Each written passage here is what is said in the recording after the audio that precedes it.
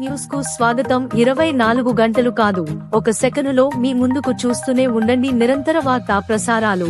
మా ప్రసారాలు నచ్చితే ఛానల్ సబ్స్క్రైబ్ చేసి లైక్ అండ్ కామెంట్ పెట్టండి. నేలకొండపల్లిలోని భక్త రామదాసు ధ్యానమందిరంలో జరిగిన భక్త రామదాసు జయంతి ఉత్సవాల్లో ముఖ్య అతిథిగా పాల్గొన్న తెలంగాణ రెవెన్యూ, గృహ నిర్మాణం, సమాచార శాఖల మంత్రి పొంగులేటి శ్రీనివాసరెడ్డి.